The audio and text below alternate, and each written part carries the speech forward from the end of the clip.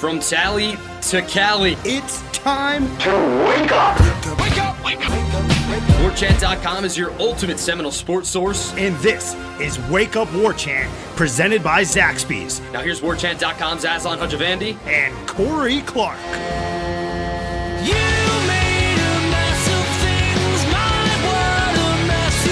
Wake up! What up, everybody? It's Wake Up War Chant presented by Zaxby's. I'm Aslan. Corey's here as well. You already know that. It's what's said in the intro.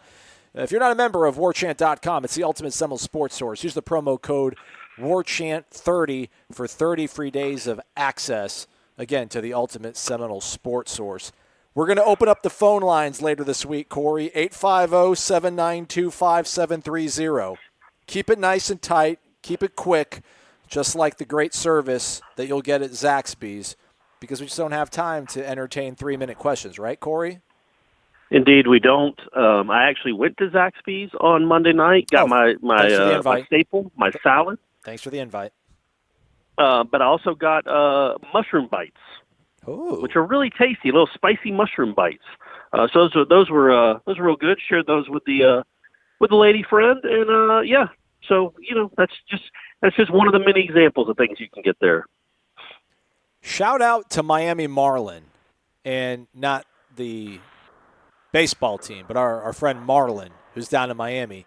He tweeted at us at dinner time, so at Aslan Hodges, at Corey Clark, and at Wake Up War Chant. You guys rave about Zaxby's, so I'm going to trek up to my nearest one. It's an hour and 25 minutes away for dinner. Wish me luck. Wake up. And I'm like, Marlin, Bubby, don't got to do that, man. I mean, I love you, man. We love you supporting Zaxby's, but don't do that unless you're going to drive 7 hours to come to the ones here in the greater Tallahassee area, which by that case, certainly do it. But I think we kind of talked him off the ledge there. I appreciate the fidelity and dedication to the things that we tell you about, because we do mean it. We do enjoy it. But hour and a half through South Florida traffic, you can maybe wait till you come up. And I told him to wait till he comes up for the Miami game, and then we'll take him out to Zaxby's. And I know he's got to live down there, so he's obviously got to deal with those folks. So I will pull extra hard this year for Florida State to get the win over Miami, Marlin, just because you support the people that support us. So he's coming for the Miami game, is what he said, right? Yes. I have a feeling that's going to be what a lot of Florida State fans are doing. They might come to one game a year. They might come to one game in 2019. It's probably going to be that Miami game, unless Francois is playing for Alabama State. Exactly. Hey, I went back and listened to it. Somebody said that we bashed Francois. I went back and listened to it. I didn't hear any bashing. What's going on out there? I mean, I feel like I said that he would get a pretty good ovation, and it would be well-deserved, because he did win a lot of games at Florida. He won a good amount of games at Florida State and had some really nice moments, and was was battered and bruised for 2.5 years. So I don't remember. I mean, we have in the past, sure, but not when we were talking about transferring to Alabama State. Yeah, I don't get it. I don't agree with a lot of things that people get upset about, but that was just like, we didn't even say anything. Anyhow, what people are saying that I disagree with is there's a lot of people that are upset about this whole meat hire, Corey, and I knew it wasn't going to go away, but I don't understand what he did on Monday that can infuriate anybody. I'm a believer. I'm on board. Let's go. We're going to Omaha every 3 years with this guy. It's going to happen. Every 3 years? Yeah. Every year. No, why not every year, buddy? That's high. Yeah, you're being irrational. You got to be practical. True. If I didn't tell everybody that Willie was going to win 10 games in year number one, we'd all be better off. Right. It's crazy to me. The folks they literally don't even listen to the press conference and talk about who cares, it's a sham. And there's people I like. There's posters that I like. I like 95% of the people that post on warchant.com. Truly, I really do. It's great to read all the back and forth, and I don't agree with some of the stuff they say, but it's coming from a good place. It's not an emotional, jilted reaction. But there's even some folks that I do like and respect on the boards that are just kind of scoffing at, what did he possibly say in that press conference that you liked? He read off a prepared statement. That impressed you? And not saying it to me, but just sort of to the fan at large. Do you want to go and talk about what you like, or do you want to defer to me while you gather your thoughts? Well, no, man. I can go. I can talk about what I. Well, I never defer to you. You know that. What's the matter with you? Yeah, no, I liked. I was. I mean, I don't know if I want to say impressed because he'd been waiting a long time for that moment. It was like 5-minute speech. I liked some of the stuff he said. What I really liked was what he said to Thrasher and Coburn. I'm going to make you proud. I'm not going to let you down. Because he knows, I think in that moment, it kind of let us all know that he understands what this hire looks like. And I don't think they're sticking their necks out. I don't think this is a real risky hire. But, they could have gone a different route. And they knew how it was going to look, and they did it anyway.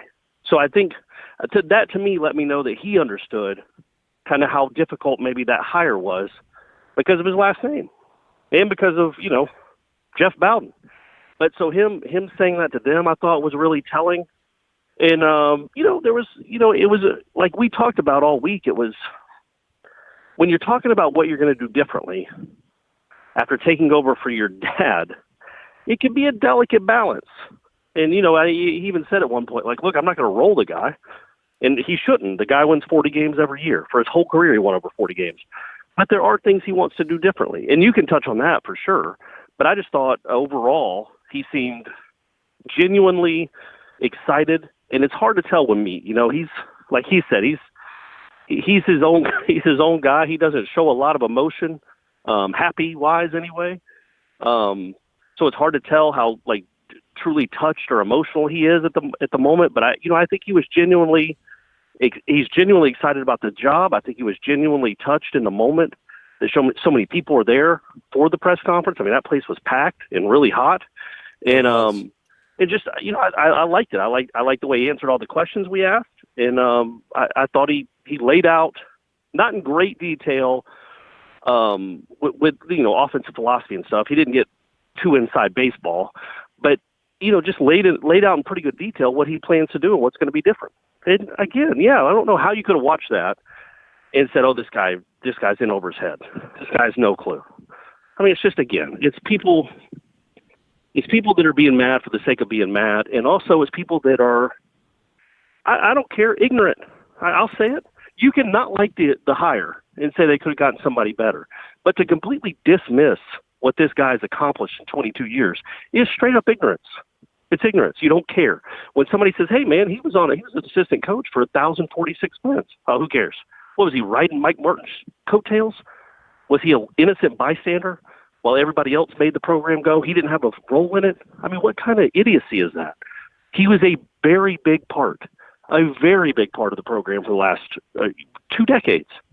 And so to just completely dismiss it as, just staying with another Martin, as if he hadn't earned the right. They didn't fall off a cliff. They didn't go 28-30 this year or the last 3 years. They went to the College World Series for 2 out of the last 3 years. And the 1 year they didn't, they were a national seed. So they are a very good program. Now, they certainly had a lull this year, but they're a very good program. So to dismiss what he accomplished, to not even care, why would we care about what those people think? Honestly, they want to be ignorant. They want to be uneducated when it comes to what he's done and what he's accomplished, and that's fine.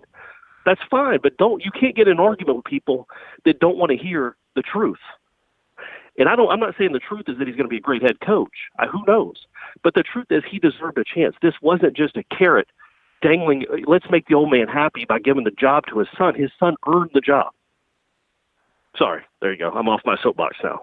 Are you doing your nightly 5-mile walk? I am. Can you tell? Yeah, you're breathing heavy. You're making all of us uncomfortable, man. Take a break. Oh, sit down. Sorry. I'm sorry. Well, you know what it is? Usually I'm listening to a podcast while I walk. I'm not doing a podcast while I walk. So that's why I'll go back inside. It's actually, I'd waited a while because it's so deathly hot down here. It's still in wonderful Tallahassee. Yeah. It still is. I'm still pouring sweat. And I've walked, I'm going to guess I've walked about 6 minutes. Yeah. And I'm now pouring sweat. So, and it's midnight. So I'm going back inside. Okay, thank you. We appreciate that. Sorry, everyone. I'm okay, I promise. Yeah. Well, the thing, I don't really think Florida State could have done better. I mean, the guys, if you want, the only thing that you could say is better than Mike Martin are the surefire, no-brainer guys, pulling a Pat Casey out of retirement, getting into a bidding war and getting Tim Corbin out of Vanderbilt. And those weren't going to happen. The school is simply not going to. That Michigan guy's got it. By the way, just real quick before I interrupt you. No, I've already interrupted you. Before you continue, do you know how many? Take a guess at how many people were at Michigan's season opener this year.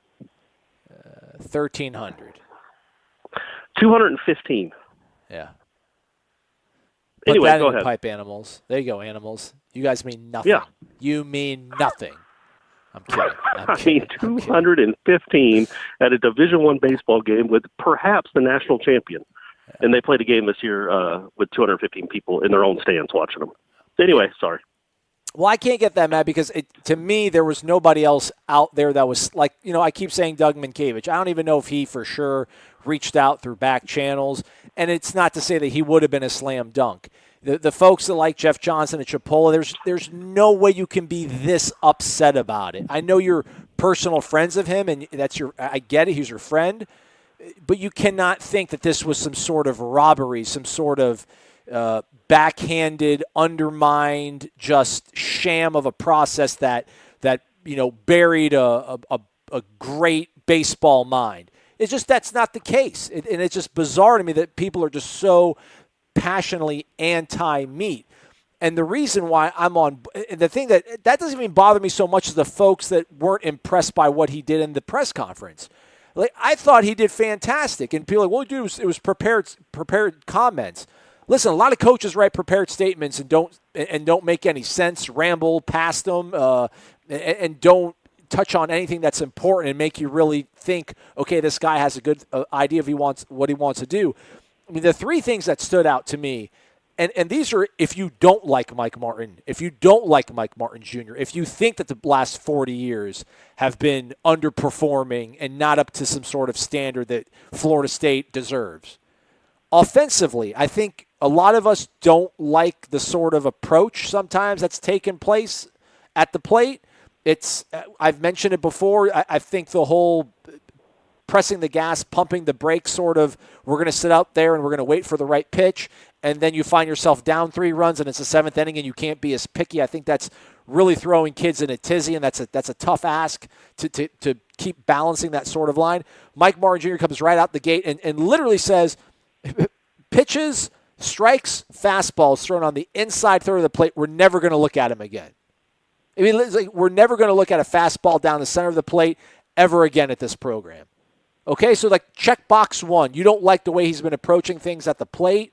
Well, he's got a whole new sort of aggression and assertiveness that he wants his players to demonstrate. That's check 1. That's fantastic to me, I think. Check number 2, the people that say, well, why didn't he leave? If he's such an awesome coach, how come he didn't leave, go somewhere, prove himself, and then come back and take over for his father?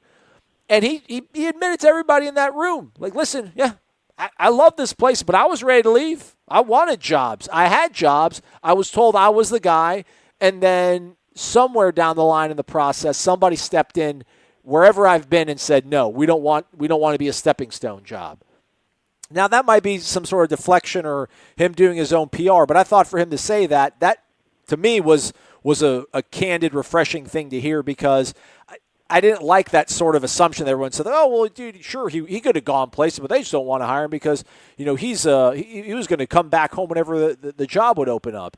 And that was just, to me, that was presumptuous. To hear him say it and the way he said it, I believed it. So, I mean, that to me was another sort of, a concern that was alleviated. And then if you think the Martins are chokers, if you think that the Martin family gets to Omaha, gets tight, doesn't know how to coach right, and they fall apart there, if that's what you think, that at the very least, get rid of meat just so you can get somebody that doesn't have that sort of black cloud hanging over them, he admits the mental aspect of the game is super important to him, and that he wants to invest in a sports psychologist, and he wants to have really high-pressure practices to challenge these kids. And again, to your point, these were sort of subtle hints at places where he deviated from his father. As much as we want to say, and I know this sounds like we're playing both sides of the fence, is that for the longest time, this program has maintained its success because of meat. Well, then he also has to kind of own the failures or the shortcomings. As he said, hey, he's an assistant. Assistants give suggestions. They don't make decisions. And it sounds like he has a lot of things in mind that he wants to do that I think most any fan could agree is a good idea and will put this program on the right trajectory to continue going where they ultimately want to get to, which is winning a national title. I don't know how you could hear anything he said and walk away and just be like, whatever, same old crap. The Marnes are a family business. FSU's administration's a joke. I give up. It boggles my mind that you could take that away from that press conference when, again, all the things that you've got concerns, if you're a Florida State baseball fan, he seems to realize those and has a plan for changing them. Yeah, man, and it's not a hire that needs defending. It's just not. We don't know if it'll work out. We don't know. How could we? Nobody can see into the future. Nobody can know if you hire the guy from Troy or Tulane and he comes in, or FGCU or Chipola. Nobody could know, okay, that translates to being the head coach at Florida State. It just does not.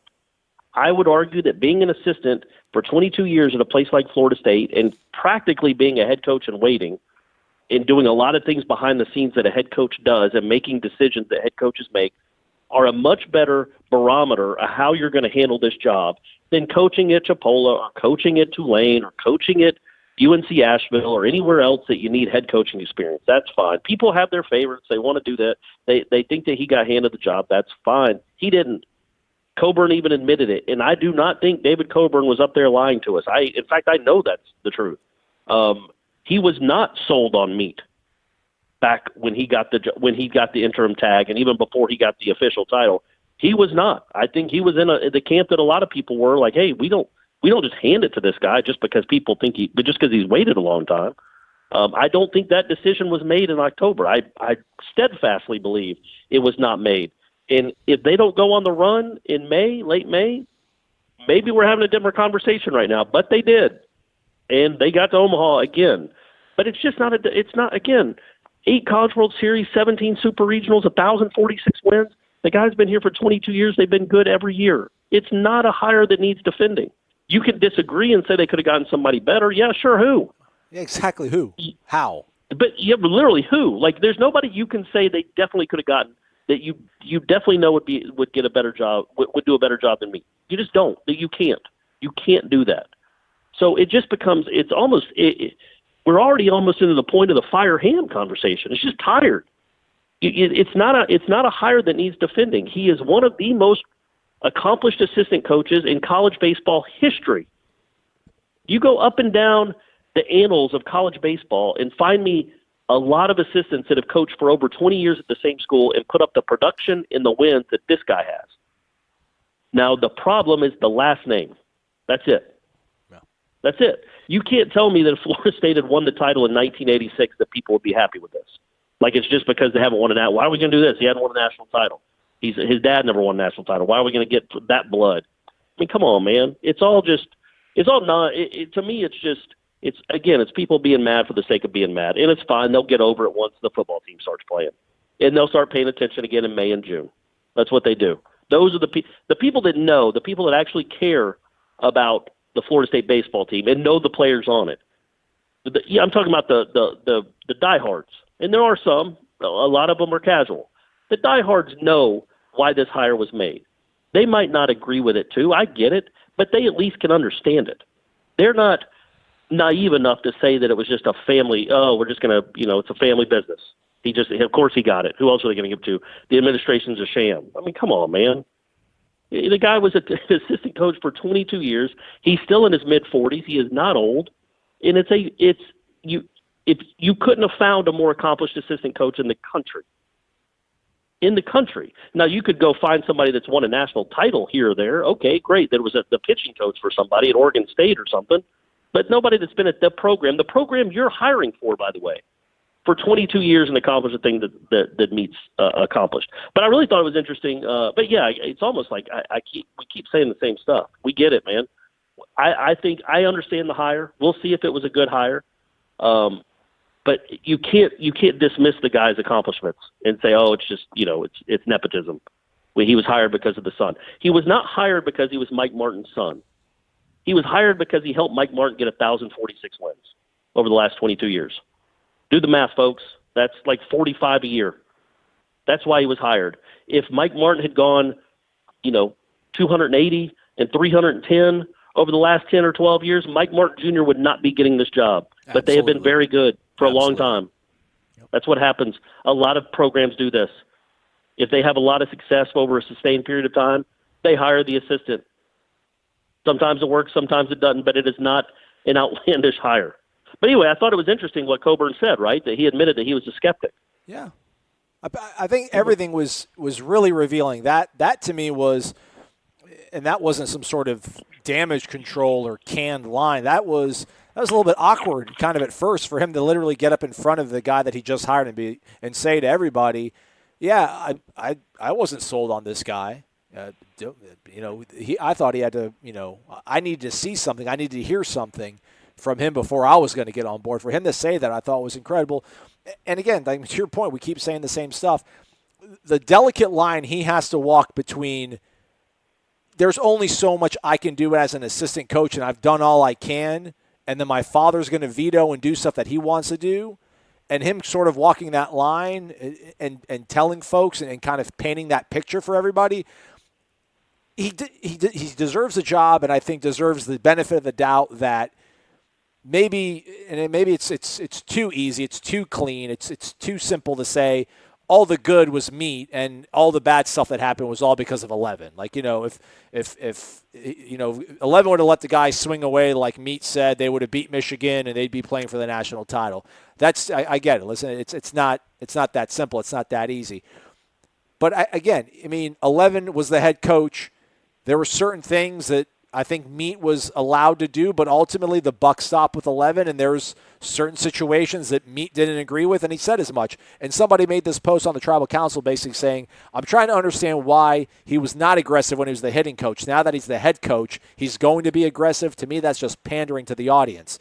And Ira kind of asked him a question along the lines of that too, where, your opening statement, you said you want to be aggressive, and, but you were the hitting coach, so what is going to change? And then Meat said, quote, well, my father, he is an offensive guy as well, so I'm an assistant. Assistants make suggestions. So there's a lot of things that, again, I'm not going to roll the guy for crying out loud, and everybody laughs because, he doesn't want to throw his father under the bus, but there's things we differ on. Again, I stay in my lane, if you will. Well, now it's his program. Now Meat can do what he wants to do. He can have 3 coaches full-time recruiting, 3 coaches full-time coaching, hands-on, helping out.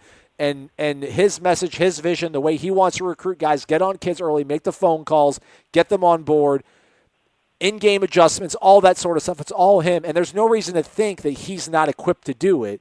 And I don't know. I'm a skeptical, cynical guy. I don't see any reason to really be anti this hire right now. And that's the last I have to say about it today. Oh, well, there you go. That's all you have to say about that. 7 minutes later. By the way, do I sound better now that I'm not walking?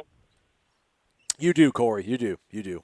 Okay, good. Just want to make sure. And let me go back real quick. I wasn't calling people ignorant or naive for don't walk it back. Don't walk it back. Stay strong. Stay strong, Corey. I'm not walking back. I'm explaining it. If you have a problem with this hire because you think Florida State could have done better or gotten a proven head coach, okay, I got that. It's the people that completely dismiss what he accomplished as an assistant, and to think that they act as if this was like he inherited this job, like as if like it was just given to him in a will, or he won an essay contest. Like the guy has been a part of this program his whole life, but he's been a real part of this program for a quarter century as a player and then 22 years as a coach. He earned the chance. Just like any assistant that's at a place that wins like this for 22 years would have, especially one that's in his mid-40s, would have earned the chance, or late 40s, whatever he is, would have earned the chance at a job like this. I mean, Jimbo Fisher was an assistant and had accomplished not all that much at Florida State, and he was handed the job. Now, you could look at that hire and say, are you kidding me? Florida State football is going to hire a dude named Jimbo that has been there for 2 years, and the football team is still doing jack squat and losing 5 and 6 games a year. that's going to be the next head coach. We can't go out and get somebody better than that. For half a decade, that hire worked out all right. So I'm just saying you can't – number one, nobody knows. Nobody knows how this thing's going to – everybody has a real strong opinion when the hire's made. And then if Meat turns out to win four national championships, nobody's going to come back and say, hey, man, I was wrong. That was a good hire. It's just how it's the nature of this of these hires, is the nature of fandom. But, yeah, I mean, you can make hires – you can hire assistant coaches if you think they're ready to be head coaches. And again, this guy has done it for 22 years and has a sterling resume. Maybe he falls on his face. Maybe he lifts them to incredible heights. We don't know.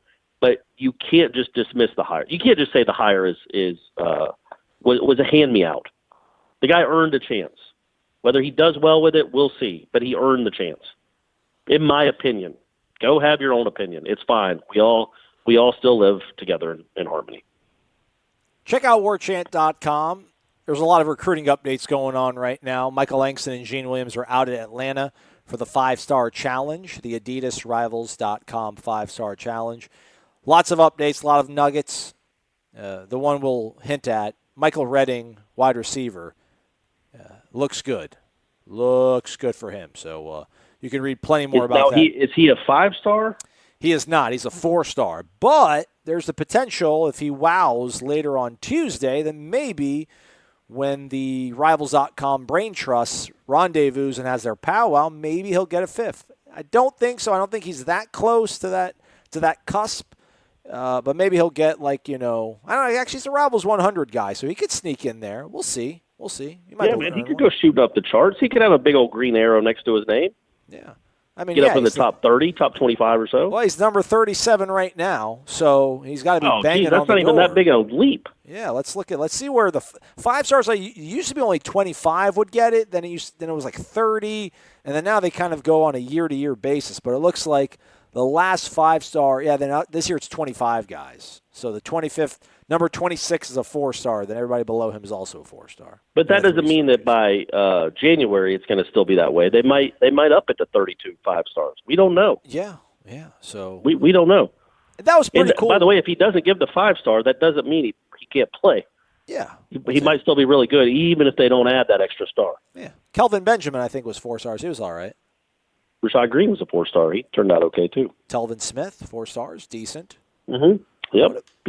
And Christian Green was a 5-star. So sometimes it doesn't work out the way you want it to. Timmy Jernigan, I think, was a 5-star though. I think that worked out pretty well for everyone.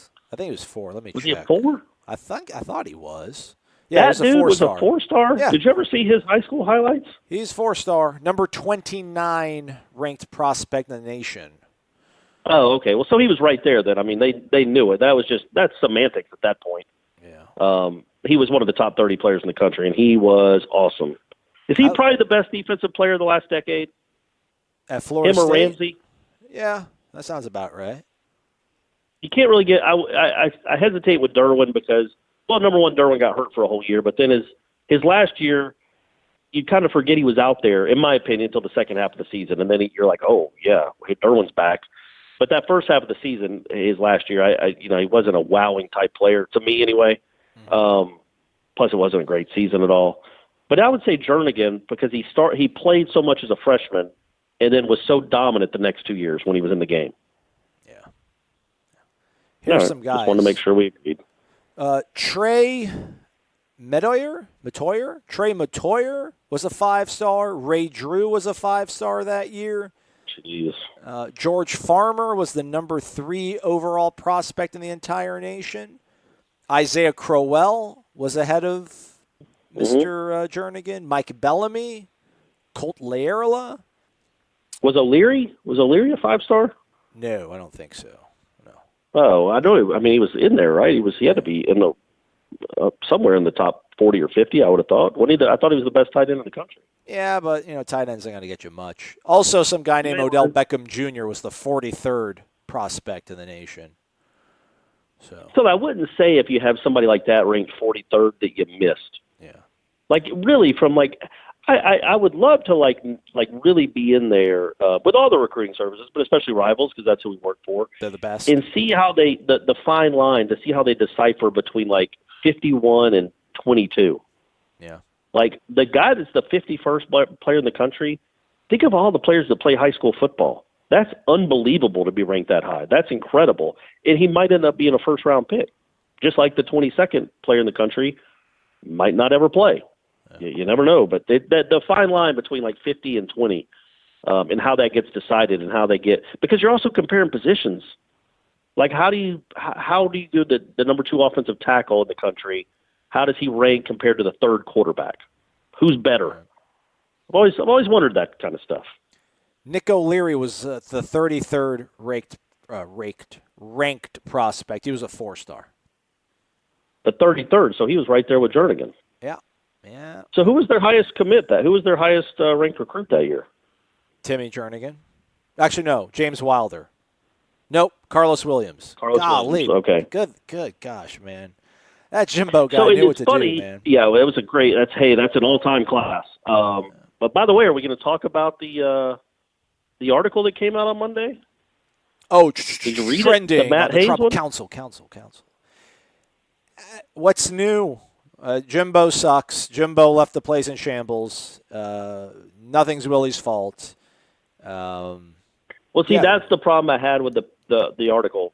The only real problem, everything else was all. I mean, hey, man, we did the Jimbo Chronicles. What was that, like 18 months ago now? So everybody that is on War Chant understands that was all old news. But I thought it was odd how it gave Willie a complete pass. And he doesn't deserve a complete pass. He deserves mostly a pass because he did not take over an 11-win team. He just didn't. He didn't take over the 2014 program. He took over the team that was 5-6, and as Coburn said in the article, they had to buy a game to get bowl eligible that year. So he took over that program. Still, that doesn't mean you can't be well coached or you don't have to lead the nation in penalties. I just thought there was, Willie deserves time, 100%. And people need to know the context. And I think at War Chant especially, and you and I, even you, but especially me, have laid out the context of what he took over and the APR scores and everything that comes along with that and what the program really was when he took over. At the same time, you don't just get to say, oh, well, it's not my mess. I don't deserve any blame for losing every game by 3 touchdowns. I mean, that's not, and I'm not saying Willie said that. Willie didn't say that. But it seemed like the article was kind of trying to say, like, none of this is Willie's fault. And the state of the program wasn't Willie's fault. But how the team performed in 2018, I mean, the head coach has to get some of that, right? That's how sports works. Well, no, it was just such a heaping, flaming dumpster fire. The culture was so toxic. The checks and balances were so far. But you're saying that as if they weren't 5-6 when he left. He checked out. He didn't care. Jimbo Fisher didn't even try, and he won 5 games. Willie Taggart fought his off and won 5 games. Jimbo took a program that won 14 games, and in the blink of an eye, turned it into a 5-win program. Because he wasn't trying. He lost his quarterback. I don't know, man. He lost his quarterback? The guy that's going to Alabama State? That was the difference? And you have a team that when they lose their starting – Georgia lost their starting quarterback that same year. They played in the national championship game. Like, some teams can rally beyond losing a starter. The 2014 team lost Jameis Winston in the most important game of the year because he was an idiot in the student union. They still won. That team completely quit. He didn't. Yeah, he was checked out. He took the job. It was over. He didn't get what he wanted here. He didn't like the way he was being treated by the people in the booster organization. He didn't feel properly appreciated. All the stuff he wanted, he wasn't getting it fast enough. Call it irrational, call it whatever you will. I'm not defending it. Maybe I just have a really bad gene in me that I, for some reason, can sort of empathize with villains in stories. I see where he's coming from in it. You were upset when Darth Vader didn't get killed, did he? He turned into an old white man. I've never seen Star Wars. And I'm not trying to defend it. Yeah, I've never seen any of the Star Wars. None of them. Never seen Lord of the Rings. Spoiler alert. My bad, buddy. It's okay. And I don't want to make it sound like I'm defending him, and I do it almost kind of to make fun. I appreciate and respect everything Jimbo Fisher did, and I've said it. I don't properly appreciate the gravity of what Willie Taggart inherited. But man, I don't know. Just nobody did. There's a lot of think things any of us did. You don't know how to block a punt. We're going to blame that on kids not being told to go to class. You don't know how to get 11 guys out there in week 13. That's because, Jimbo Fisher didn't call and tell the kids that he was leaving. He just walked out the door. I mean, some of this stuff just doesn't add up. And I get it. Willie Taggart was not given a great, fertile piece of land to grow a 10-win juggernaut in year one. I understand that. There were just so many things that went so wrong, that looked so ugly for so long.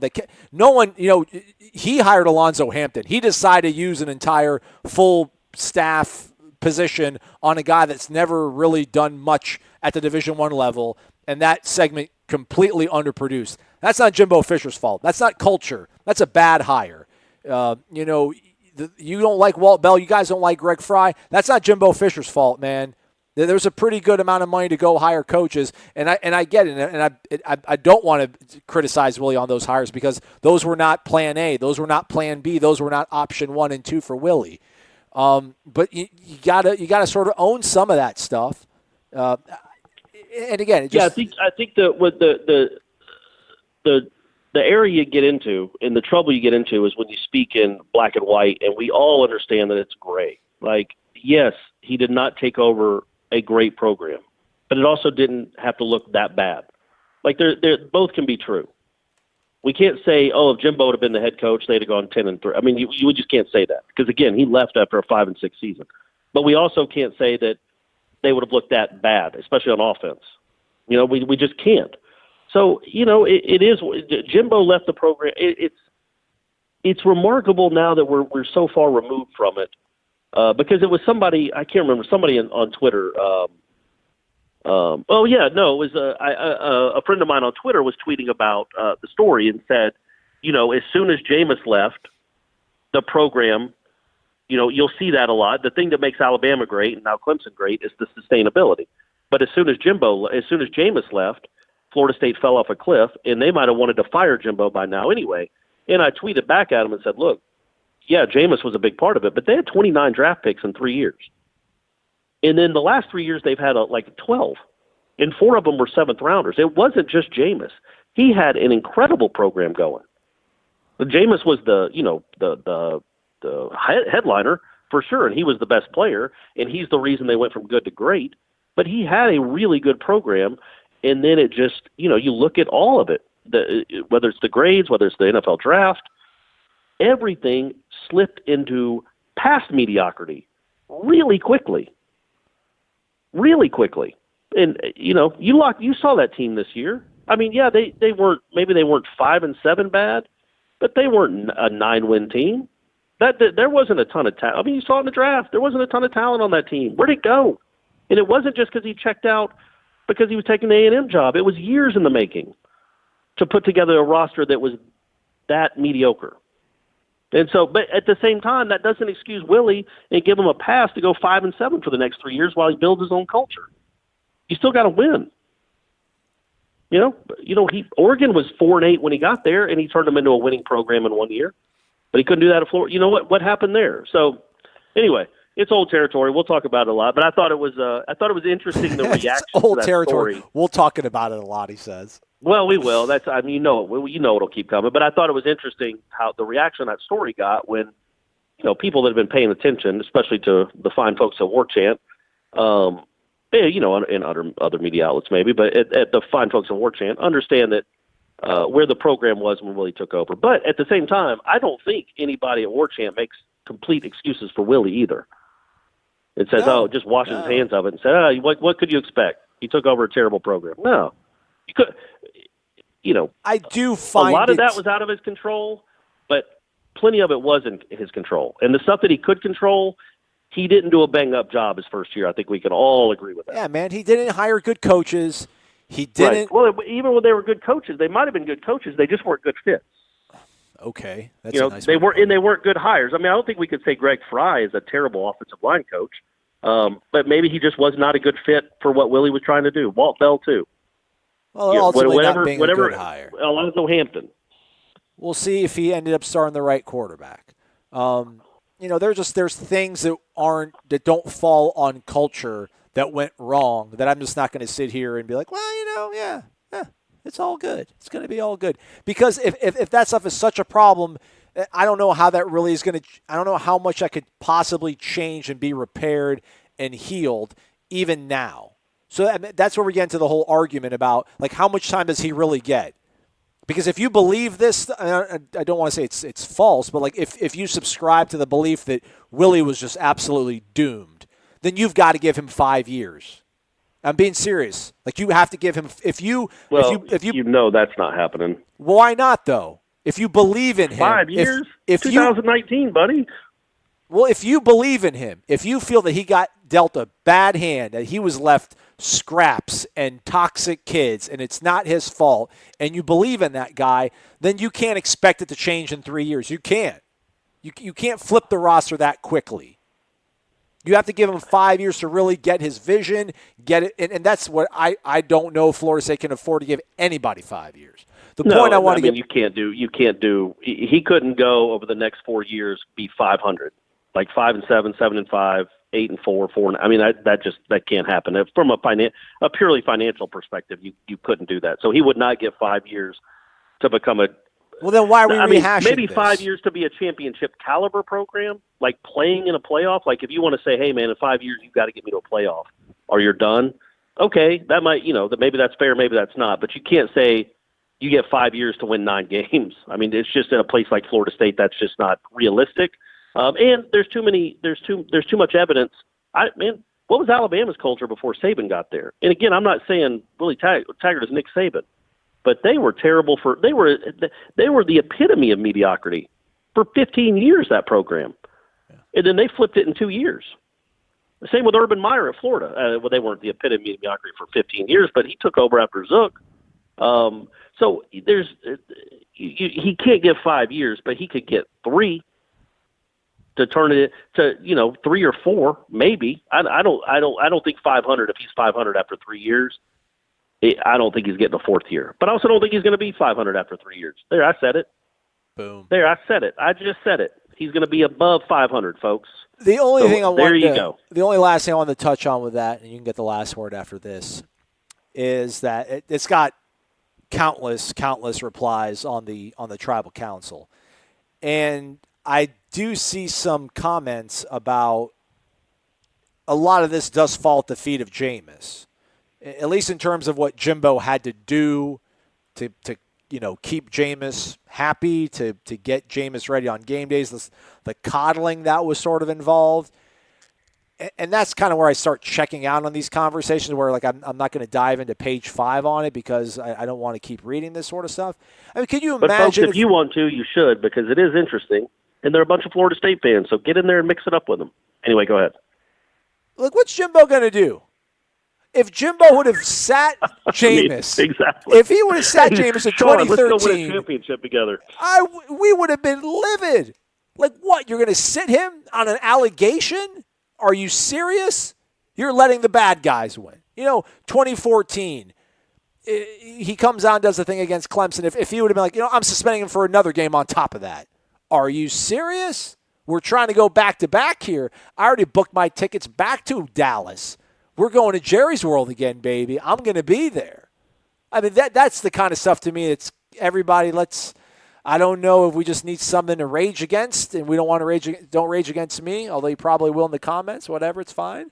But that was the part to me, like, I just don't. I just don't. I can't. In the story, it was I think it was an assistant coach that said that after Jameis came out, it was the Clemson game, right? When he was suspended, he came out and warmed up before the game in full regalia, the full uniform, helmet, everything, as if he was actually going to play.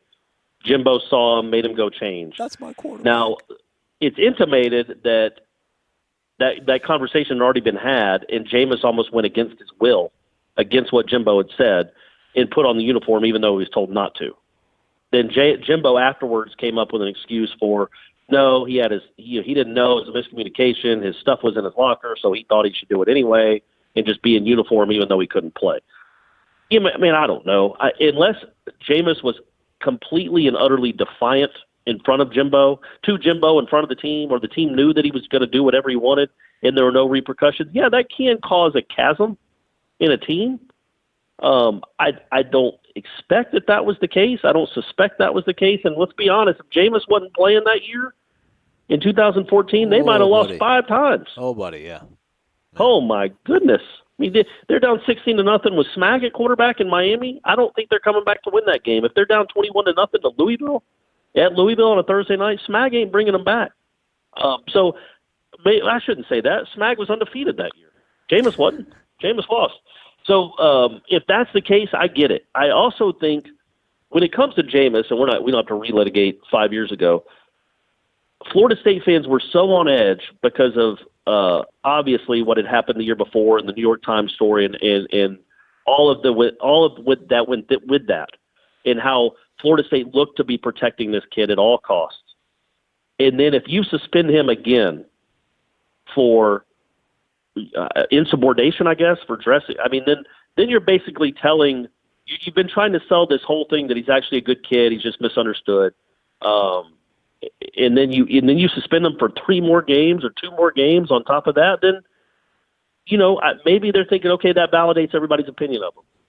This kid's the Heisman Trophy winner, and he's going to get suspended for a month for insubordination in his money year with the number 1 team in the country. So maybe maybe Jimbo is very sensitive to that and dealt with him differently than he would have dealt with another player that had done something similarly. I can't imagine coaching that team. I can't imagine coaching that. I cannot imagine being Jimbo Fisher and waking up every day and looking at your phone and texting Greg Robinson or Mark Robinson and being like, please tell me nobody got arrested tonight. And I know that's bad. Well, that's his team. That's his program. He's created that sort of culture. I mean, I don't know how much he's telling guys, yeah, go tie one off and then wrap your car around a light pole. I just don't know how much of that falls at his feet. If we're going to have any personal responsibility and accountability on the players. I know they're young. I know we try to pretend we walk that fine line between they're still kids, but they're 22. So where do they really fall in line? These are the sort of things I kind of empathize with for whatever reason with Jimbo. I couldn't imagine going through a divorce and then waking up pretty much every day hoping, please nobody do anything stupid. Please star quarterback. Please don't be the day that you get up into the student union and yell something stupid. Please don't be that day. What an absolute chaotic sort. And I guess this kind of pulls the curtain back a little bit more and makes you have to think more about that stuff because I didn't want to think about it. I'm sorry. I didn't want to think about it. I read the state attorney's report so I could feel somewhat good and in clean conscience to root for Jameis Winston and the Florida State in 2013 when I went out to Pasadena. I had to do those sort of things. Truly. Had to read these things and be like, am I really going to just totally sell out every fiber of my being just so we win a national title again? And I felt fine about it. I truly did. Not because I had to trick myself into thinking it, but I read it, saw the facts. I'm like, okay, some of this stuff doesn't add up. I feel okay about it. But I just cannot imagine having to coach that team and just everything that came with it, the constant bullseye, the constant attention on them. And, yeah, I mean, with everything else going on in his personal life, and then, yeah, you start tapering and things aren't going as well 2 years down the road, and then you start looking at other jobs and you're not getting what you want here. You don't feel you've been appreciated. You really didn't. No one had your back until, Thrasher got into office. Then Thrasher kind of took some of the heat off Jimbo. Otherwise, it was like Jimbo throwing punches himself and just everybody kind of just with their arms folded like, all right, well, we wish we could help you, but we don't really know what to do. We don't know how to do any PR. It's such a dicey isn't even the right word. It's just something that's not comfortable to talk about. It's not comfortable for sports writers. I didn't want to talk about this. Talk show hosts. You brought it up. I didn't want to talk about this article. I'm saying for a head coach. Yeah. For a head coach, it's just not his arena to talk about stuff like that. It's not really I didn't get into sports to talk about stuff like that or write about stuff like that. You read a lot of columnists out there that seems like that's exactly why they got into this. I didn't. Doesn't mean I won't talk about it or write about it if it comes up, but it's not something we're well versed in. And it's hard. If I go back 5 or 6 years ago and listen to a Seminole headlines, I'm sure I would cringe at some of the stuff I said, knowing what I know now, and just having 5 or 6 years of hindsight and not being in the middle of it, and also not reading all the dumb stuff that we had to read. Ooh. And hearing all that, there were plenty of real critiques that were honest about the Florida State program at the time, but there was also so much nonsense just floated out there that just was just stupid and outrageous. And then you get like almost, it's also, not that I was a part of us, but all you keep hearing about is how stupid Tallahassee is and the Tallahassee city, and all they care about is football. All I cared about was football. And you get your defenses up. And so you dig in even deeper. And it was such an odd time. It was, it was still 2013 was awesome to cover. For 7 weeks. For 7 or 8 weeks, yeah, it was great. And then for the next year and a half, it became like you said. I'd wake up and check Twitter and be like, okay, what's going to start today? What's dropping today? And it was just on and on. I think that took a lot out of Jimbo. I think he got really tired of hearing how bad his kids were, and so maybe you go an extra mile to make sure they don't get in trouble, or when they do get in trouble, they don't get punished for it, because then it looks like you have a bunch of renegades, and you're tired of hearing that you recruit renegades. Oh, hey, and I lied. One last thing I want to ask you, and it's in that story, and I'm not clutching my pearls over it, which I think means I don't have a good moral compass, which would make my mother upset. This whole thing about towards the end of Jimbo's tenure, it became about just keep the kids eligible. I'm not outraged by that. That's kind of the idea. I mean, not all these kids are really here to get a great education. They're sort of here to stay eligible and play ball and go to the next level. That's not something you want to encourage. I understand that. But that seemed to be something that's hit a note with a lot of the fans in that thread of just about, golly, can you believe that? Like pretty much all they cared about was just keeping the kids eligible. I mean, that's nothing unique to Jimbo. That's nothing unique to Florida State. That's nothing unique to 5 and 7 teams. It's nothing unique to 12 and 0 teams. I don't feel. No, it's a college football epidemic. I would say college athletics, but obviously it's mainly college football, where you have, you got 85 you recruit kids all over the country that otherwise would not get into the school that you're getting paid millions of dollars to coach. So, and yes, you want to keep them eligible. So some of them, not all of them, but some of them are going to struggle with a heavy workload. Some of them come from backgrounds where they're not used to doing a lot of academic work, certainly not college-level courses. So, yeah, you want to keep them eligible. I'm with you. I don't think that's necessarily a blight. I don't think that's a black mark on for Jimbo Fisher. The black mark to me is, how did he keep them eligible? What was going on there? You do want these guys, once you get them, some of them wouldn't get into Florida State otherwise. Wouldn't get into Georgia or get into Alabama. We know it. We all know the deal, without being great football players. But once they get in, you would like to see them, branch out and grow wings and become good students or great students. And so they can have a career after football, because most of them, heck, we've watched it here the last 3 years. Ain't many of these dudes getting drafted. So hopefully they got something lined up after football. And I think Jimbo really cared about his players having a chance to make it to the next level. I really do. I think, when you see how a Dalvin Cook grows up, or Devontae Freeman grows up, and the people, I'm telling you, unless you've been there, you can't even fathom what those neighborhoods are like, what that neighborhood is like specifically, but any of those kind of neighborhoods are like. With the crime, the violence you see in an early age. I remember having Dalvin on my podcast, and he was 20 years old when I was talking to him, and he was really kind of reflective about, man, I saw things that a child doesn't need to see. I saw violent things that a child didn't need to see. Now, it was a 20-minute podcast, and it was supposed to be kind of lighthearted, so we didn't really delve into that. But think about what that means and what that entails and all the stuff that some of these kids see. I do think Jimbo really cared about those guys and knew, okay, if I can get them eligible and get them into school, they have a chance to change the lives of their families for generations. And hopefully that's exactly what Devontae and Dalvin are going to do. They're going to change the lives of change the whole trajectory of their family. I do think he cared about that and wanted that to happen. But sometimes that gets lost when it's just about trying to get to the NFL and maybe not, hey, man, could go own your own business. Get great. What does that mean when you get good grades? I do this with my son all the time. He's a gifted kid. He's got an IQ off the charts, and he gets straight B's. Like, man, you got to learn. You got to learn to be successful. You got to learn to study. You got to learn to get good grades. I don't necessarily know that was really important to Jimbo, but you know what? Is it important to most? I don't know. I can't speak for it. I do think it's important to Willie. I do. But again, he's not just going to libraries at high schools and asking who your best students are and bringing them onto the football team. He needs really big, bad football players too.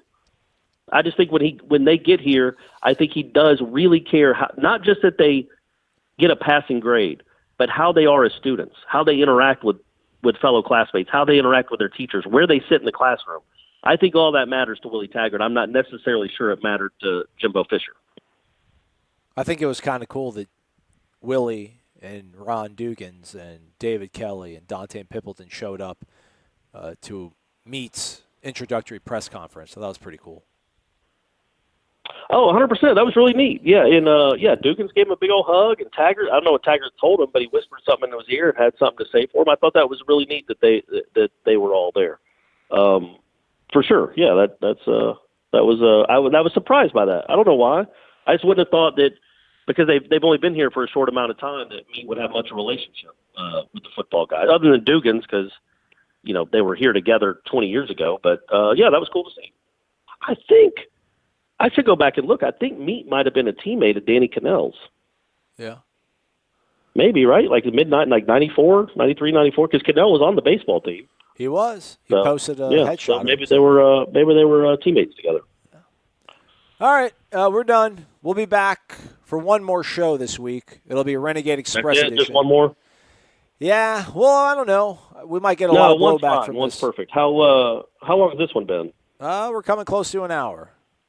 57 minutes. Oh, it's only been an hour? Yeah. I feel like that walk was like 2 hours ago. Yeah. Well, then we started talking about 2013 and doing all that time travel. It'll do it to you. Man, those were the glory days, buddy. Man, were the glory. Oh, 2013. You don't know what you missed. They'll be back. Kendall Browse, Willie Taggart, figure it all out. He's Corey. I'm Aslan. Thanks so much for listening. We'll be back on Thursday, most likely. Stay connected to warchant.com. The Sod Cemetery, Osceola and Renegade, and of course, the War Chant. These are great traditions known to all Seminole fans. If you are a card-carrying, garnet and gold-wearing Nole, don't you deserve a site that is truly dedicated to covering FSU sports? WarChant.com's staff has over 50 years of experience covering the Seminoles. WarChant.com is the only FSU outlet with a full-time recruiting analyst in Tallahassee.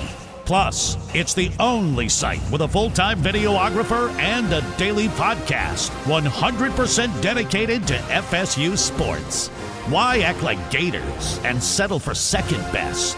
WarChant.com, your ultimate Seminole sports source.